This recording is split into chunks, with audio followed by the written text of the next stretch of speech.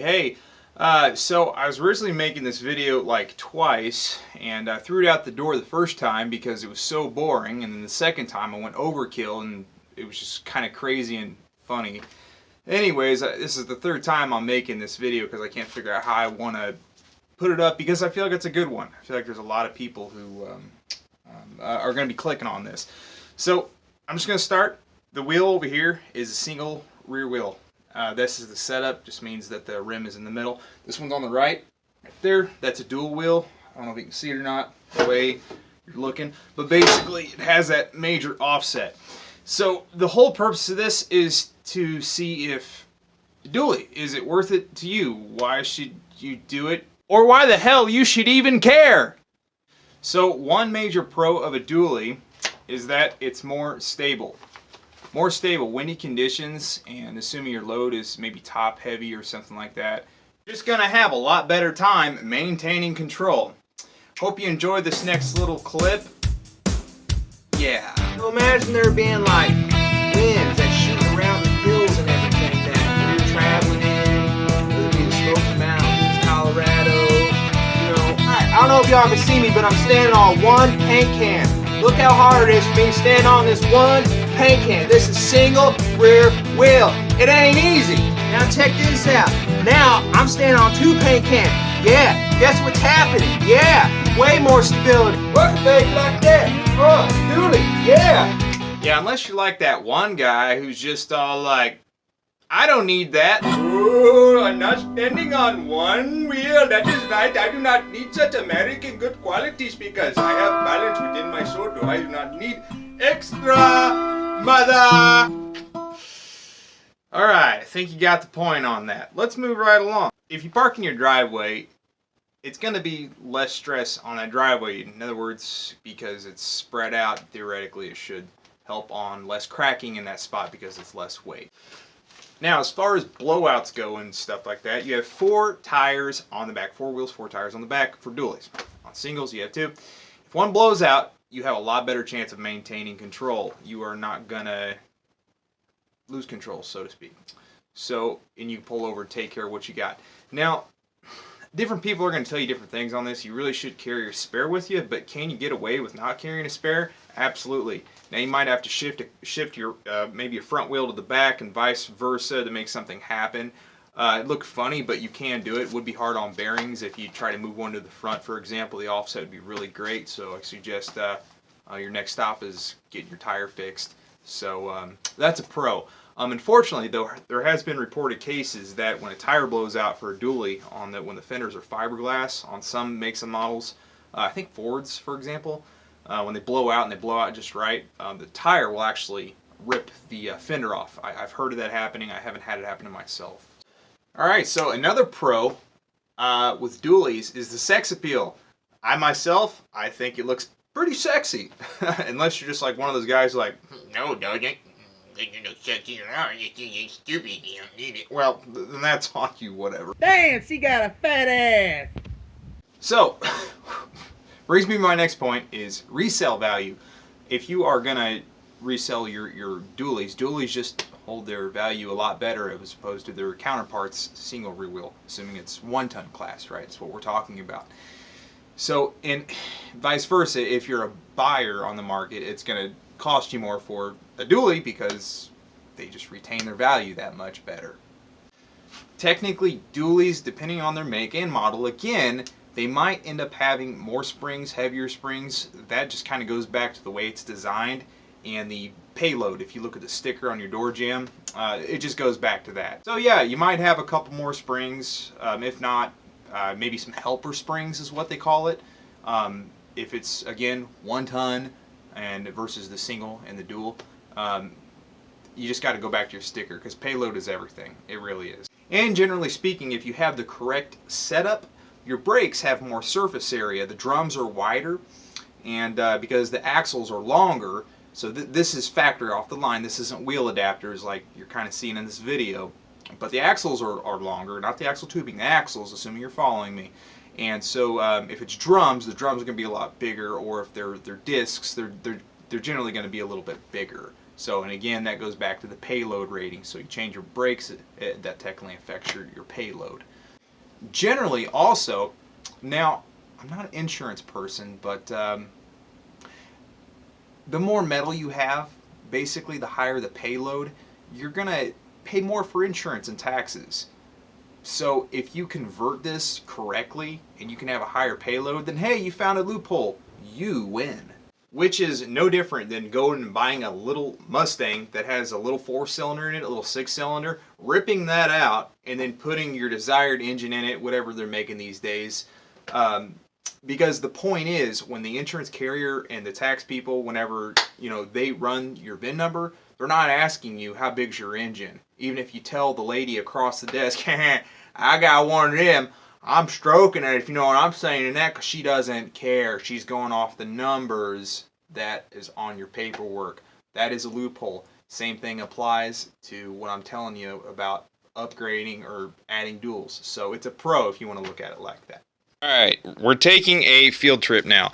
So let's assume that you do use the correct wheel spacer for your setup. Now mine's a 2-inch. Yours will depend on your wheels, your make and model, and you have to measure all that out and figure out what you have, because you don't want your tires to hit your springs, obviously. I mean, come on now.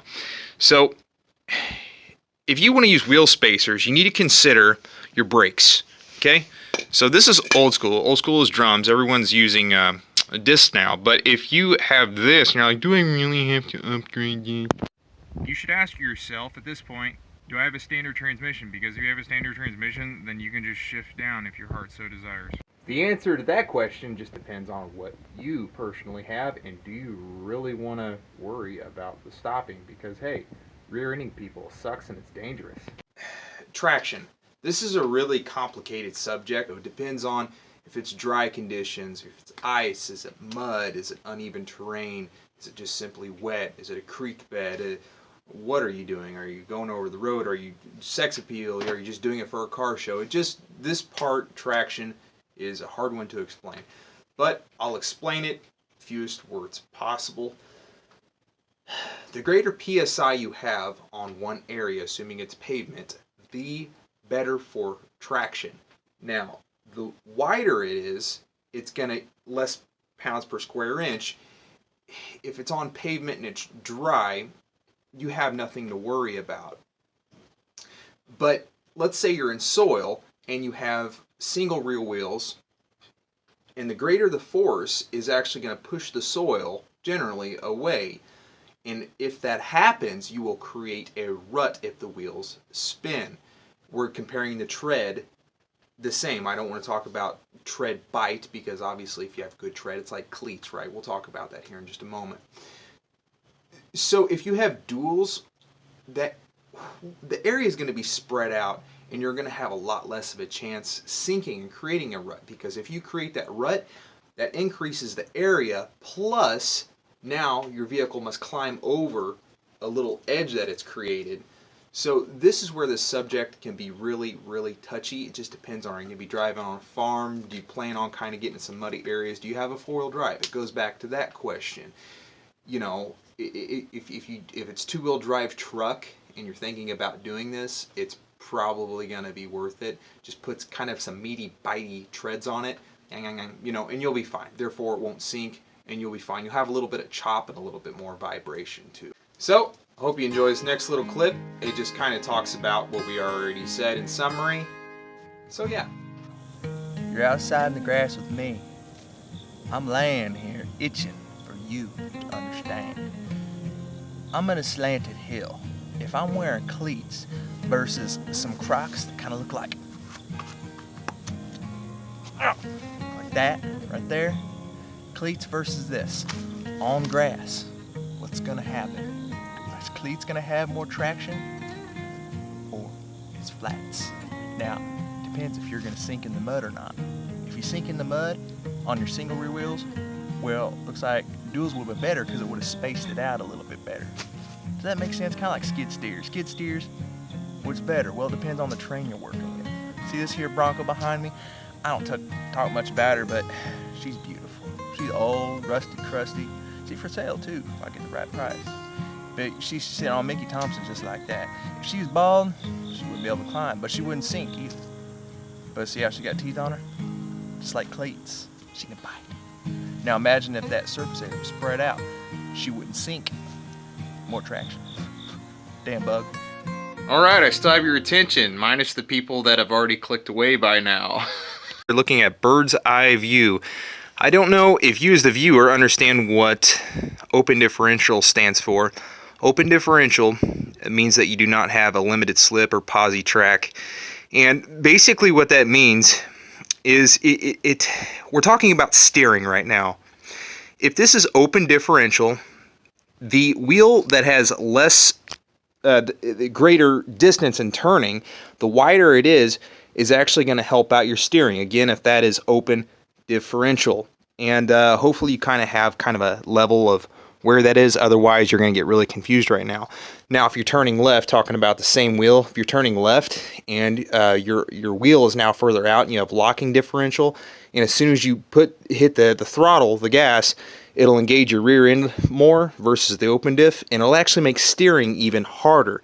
Now, that's all I'm really going to touch base on that, just because I don't know if you're following me, and I don't want to throw too much at you, so that just depends. All right, so now we're going to talk about the cons of a dually, or at least converting over to a dually. Is you're going to have less miles per gallon. That is right. Adding about roughly, well, this depends, anywhere from 100 to 200 up to 300 pounds if you're really putting some serious iron in there. That depends on if you're going aluminum wheels instead. Rubber still weighs quite a bit. Tires weigh anywhere from 30 to 50 pounds a piece. Adds up quickly.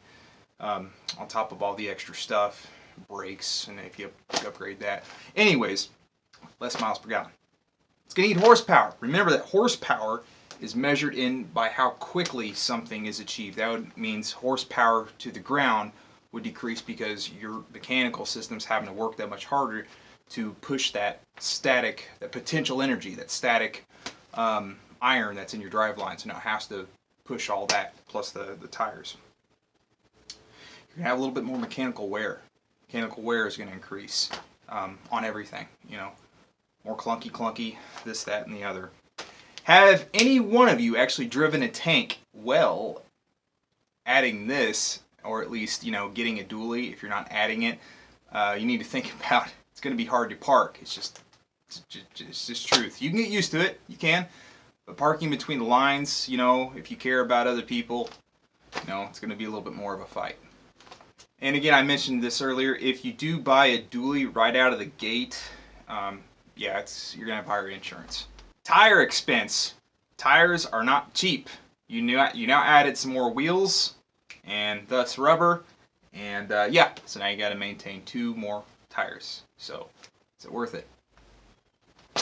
Empty loads, when you're not hauling anything, no weight, it's gonna ride. You're gonna feel a lot more of an exaggeration coming from your seat, thus the back end. Well, because you're riding. It's empty. You added all that weight and now you got to deal with it. So now it's going to shake you. Is it worth it? It's going to be more noisy. The main thing about this noise is going to depend on the type of tread you get.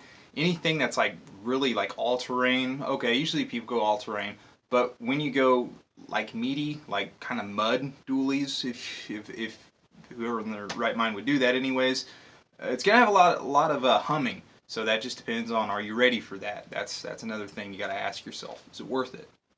So I suggest if you're using dualies, why would you use mud tires for dualies? You must be trying for a sex appeal then, because anyone that uses dualies, they don't do all-terrain tires really. I mean, they might, but they're going to use road tires because that's what dualies are for. They're for hauling, not generally sex appeal. If you are buying a dually that's already a dually, it's going to be more expensive. I talked about this earlier, that dualies retain their value much more better. So if you're selling, hey, you win, but if you're buying, is it worth it? Is if you are considering upgrading your 3/4 ton to the 1 ton, you can do it, but you must run your axle numbers to make sure that your axle is what they call a full floating axle, which is what dualies are. In other words, is it meant to carry that much? You have to run the numbers on your tag, and then if it is you might check it out. And at that point, you have to add bigger brakes in the back. You don't have to. We talked about that. Springs, I suggest if you're going to do all that, you might as well add a spring, leaf spring that is. So you can add them. You can do that to your existing ones. Totally do that. And then the wheel wells. You got to be prepared that if you're going to do dualies on your truck, you're going to upgrade it. You have to buy the wheel wells, and they're not cheap. They're like, man, they're like $500 for just on average for a pair. That's really not cheap. Do you really want to deal with that? Because if you don't, a rock throws and hits a windshield, it's that. Or you could be hassled by law enforcement, which they're just doing their job. So that really just depends. Do you want to deal with all that? So it just depends on what you want in life. All right. So I hope this video really helped. I put a lot of research in this video, a lot of patience and hours actually went into the making and the study of this video, as basic as it may seem. So if you could, just like and subscribe. And I do this to empower free knowledge web and answer a lot of people's questions, maybe help someone who's kind of like me when I was younger. And I watched a lot of other YouTubers, and I subscribed to them, I supported them. That also called me up, and then I'm on my own, and now I'm learning on my own. So, and I feel like I have good information. So, like, subscribe. Thanks.